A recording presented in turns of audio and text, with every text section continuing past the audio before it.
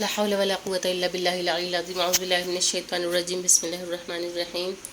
رب اشرح لي صدري ويسر لي أمري واحلل عقدة من لساني يفقهوا قولي. اللهم صل على محمد وآل محمد وعجل فرجهم.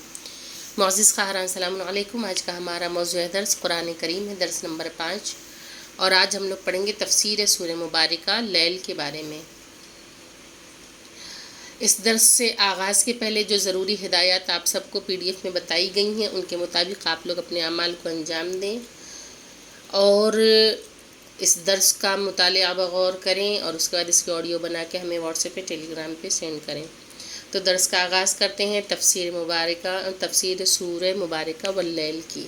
سورہ مبارکہ لیل. یہ سورہ مبارکہ لیل حضرت امیر المومن علی بن ابی طالب علیہ السلام کی شان میں نازل ہوئی ہے. موسیٰ بن عیسیٰ انصاری بیان فرماتے ہیں کہ جب رسول اللہ صلی اللہ علیہ وآلہ وسلم کے ساتھ نماز پڑھنے کے بعد امیر المومن علی بن ابی طالب علیہ السلام کے پاس بیٹھے تھے کہ ایک شخص آیا اور اس نے کہا کہ اے ابو الحسن، میں چاہتا ہوں کہ آپ میری حاجت کو پوری کریں اور میرے ساتھ چلیں، مسئلے کو حل کریں. آپ علیہ السلام اس کے ساتھ اس کے گھر گئے اور مسئلے کو معلوم کیا. اس نے بتایا کہ میرے ہمسائے میں یہ گھر ہے جس میں خرما کھجور کا درخت ہے. یہ جب ہوا کے چلنے سے گر جاتا ہے یا کوئی پرندہ اسے گرا دیتا ہے یا سوکھنے کی وجہ سے گر جاتا ہے، میں اور میرے بچے اس کھجور کے دانے کو بغیر توڑے، بغیر پتھر مارے، بغیر ڈنڈا مارے، بغیر اس کھجور کو گرائے اٹھاتے ہیں. اس کو حلال کر دیجئے. حضرت امیر المومنین علی بن ابی طالب علیہ السلام نے فرمایا کہ مجھے اس کھجور والے کے گھر لے چلو. امام اس بندے کے ساتھ اس کے گھر گئے اور اسے سلام کیا. اس نے جواب سلام دیا اور سوال کیا کہ اے ابو الحسن، آپ ہمارے گھر کیوں تشریف لائے ہیں؟ آپ نے فرمایا کہ مجھے تم سے ایک کام ہے. اس نے کہا کہ بیان کیجئے، میں اسے پورا کروں گا. آپ نے فرمایا کہ یہ بندہ تمہارے گھر تمہارے اس گھر کا پڑوسی ہے جس میں کھجور کا درخت ہے.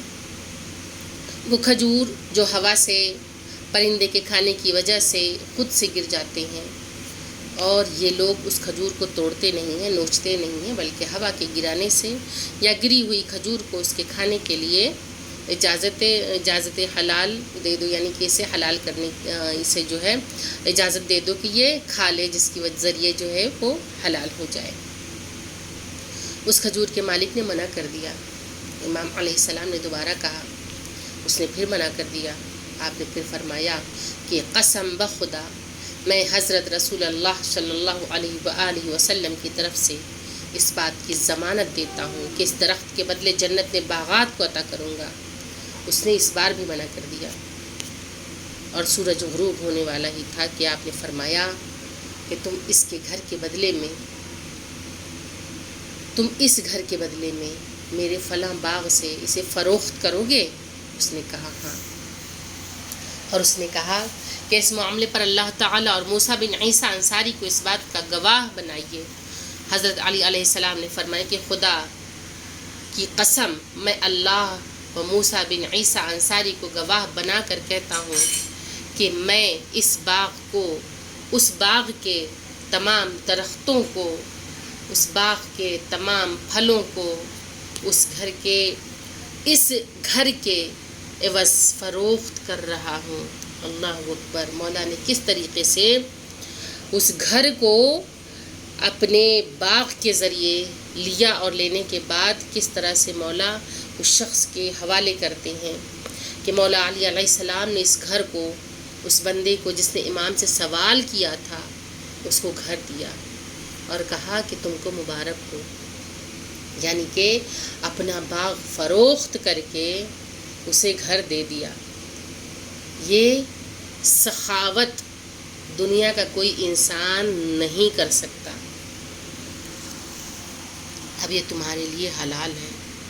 اسی وقت نماز مغرب کا وقت ہو رہا تھا کہ بلال حبشی کی اذان کانوں میں سنائی دی. آپ نے حضرت رسول اللہ صلی اللہ علیہ وآلہ وسلم کے ساتھ نماز مغربین ادا کی، اور سب اپنے اپنے گھروں کو چلے گئے.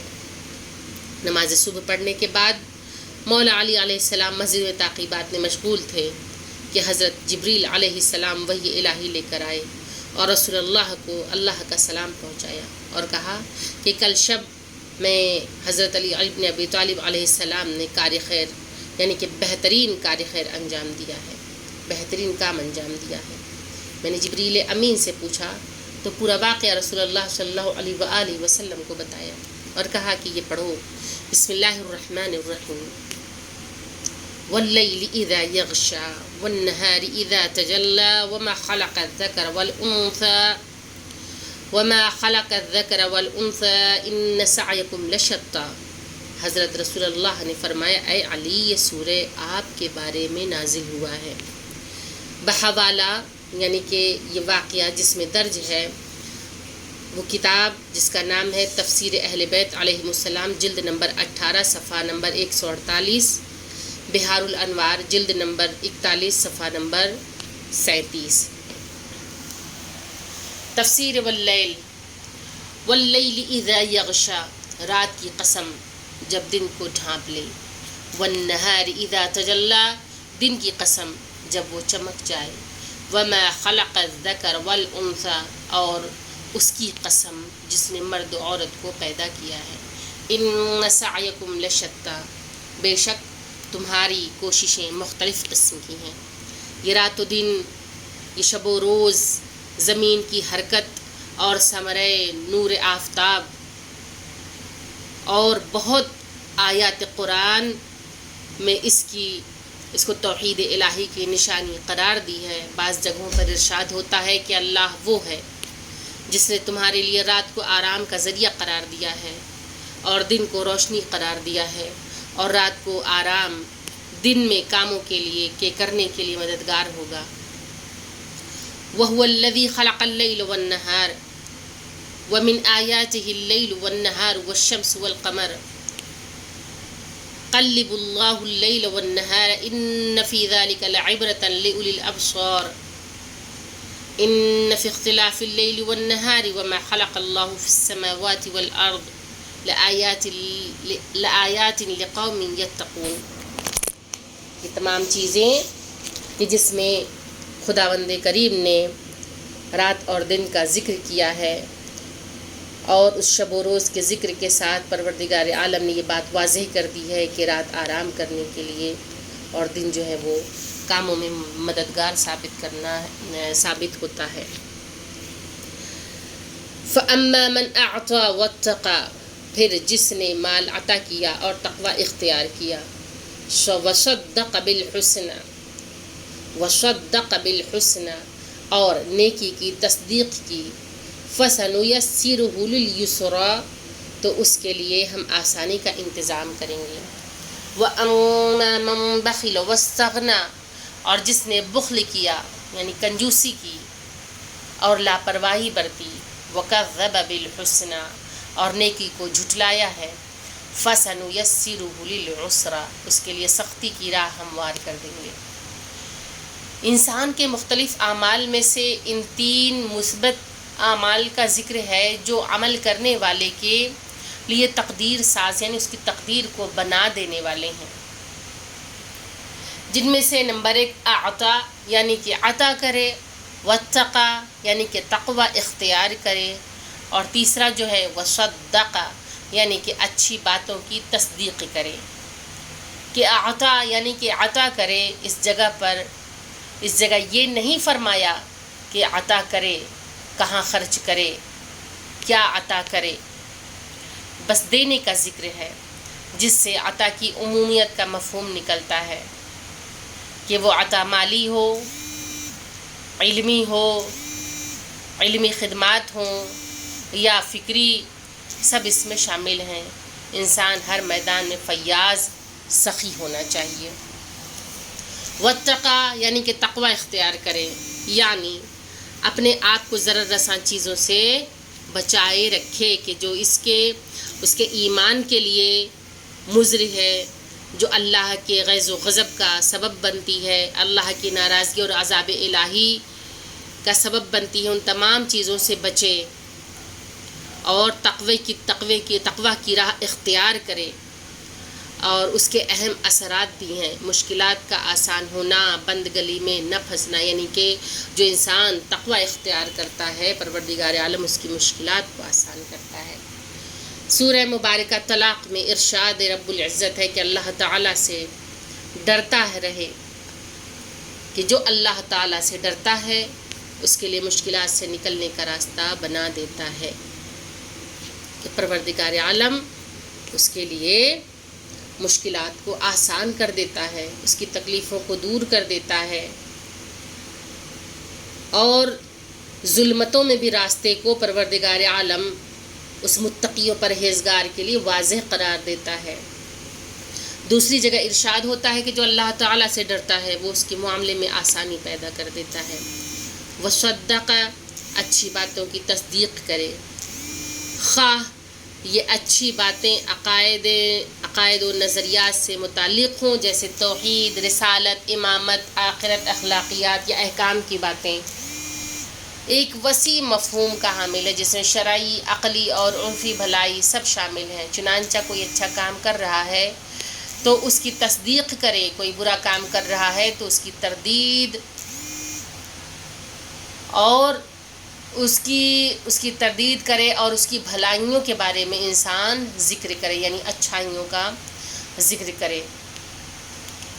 فَسَنُيَسِّرُهُ لِلْعُسْرَىٰ، اس کے لیے سختی کی راہ ہموار کر دیں گے، کہ ان مذکورہ 3 صفات کے حامل افراد کو اللہ تعالی آسانیاں فراہم کرے گا، یعنی کہ جو عطا کرنے کی جو صفت ہے، اور جو تصدیق کرنے کی یعنی صدقہ کی جو صفت ہے، اور اس کے علاوہ تقوی کی جو صفت ہے، ان 3 صفات پہ عمل کرنے والے کے لیے تو آسانیوں کی راہ جو اللہ تعالیٰ فراہم کرے گا، کہ وہ جب بھی کار خیر انجام دینا چاہیں تو ان کے اس کار خیر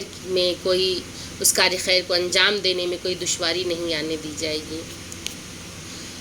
دوسرے لفظوں میں اللہ تعالیٰ ایسے شخص کو ہر کار خیر کی توفیق عطا کرے گا۔ توفیق کا مطلب یہ ہے کہ کسی نیک کام کی انجام دہی کے لیے اسباب و وسائل کا نزدیک کر دینا، متقی انسان کے لیے روزہ رکھنا، مال خرچ کرنا، ہر شخص کی قربانی دینا، ہر قسم کی معذرت خواہ یہ غلطی سے شخص کہہ دیا، ہر قسم کی قربانی دینا آسان ہو جائے گا، چونکہ اس کے اندر جو جذبہ اور ایمانی محرک کار فرما ہے اس سے یہ سارے کام آسانی سے انجام پاتے ہیں، جبکہ ایسا نہ ہو کہ 2 رکعت نماز پڑھنا بھی دشوار ہو جائے، کیونکہ کبھی کبھی آپ لوگوں نے یہ چیز نوٹس کی ہوگی کہ انسان نماز اسے سب سے زیادہ بوجھ نظر آتی ہے، اور جی نہیں چاہتا نماز پڑھنے کا۔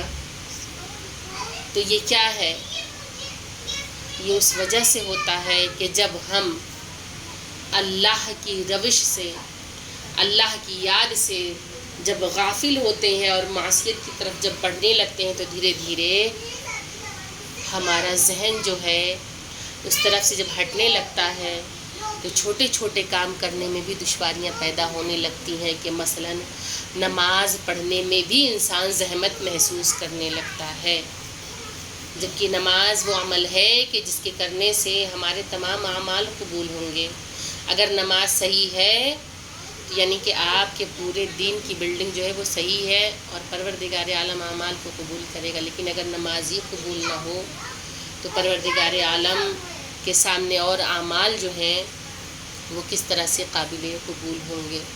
تو نماز کی پابندی کرے، اللہ سے ڈرتا رہے انسان، تقوی و پرہیزگاری کی راہ پہ چلے، صداقت کی راہ پہ چلے، سخاوت کی راہ پہ چلے۔ اور سخاوت کی یہ معنی بھی نہیں ہے کہ پورا گھر بار لٹا دے، نہیں، میانہ روی اختیار کرے، میانہ روی سے کام لے، نہ تو بہت زیادہ کنجوسی کا مظاہرہ کرے اور نہ ہی بہت زیادہ سخاوت کا مظاہرہ کرے، اور اللہ کی نعمات پہ شکریہ ادا کرتا رہے، اور جو کچھ اللہ نے دیا ہے اس سے اس کی راہ میں انسان خرچ کرتا رہے۔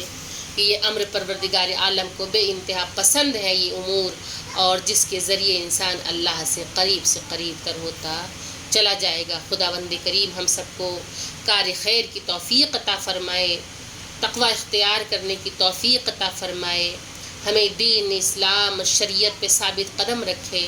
پروردگار عالم ہماری عبادتوں کو ہمارے لیے آخرت میں آسانی کا ذریعہ بنائے۔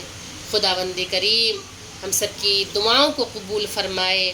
پروردگار عالم ہم سب کو صدیقین کے ساتھ شمار فرمائے، اور پروردگار عالم ہم سب کے دلوں کو محبت اہل بیت سے ہمیشہ پر رکھے۔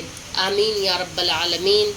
وآخر دعوانا ان الحمد للہ رب العالمین۔ اللہم صلی علی محمد وآل محمد وعجل فرجہم۔ اور جو ضروری نوٹ ہے وہ یہ ہے کہ آپ لوگ اس کی آڈیو بنا کے ہمارے ٹیلی گرام نمبر پہ بھیجیں، اور اس میں سے 5 سوالات نکالیں اور اسے لکھ کر آڈیو کے ساتھ ہمیں بھیجیں انشاءاللہ۔ السلام علیکم، خدا حافظ۔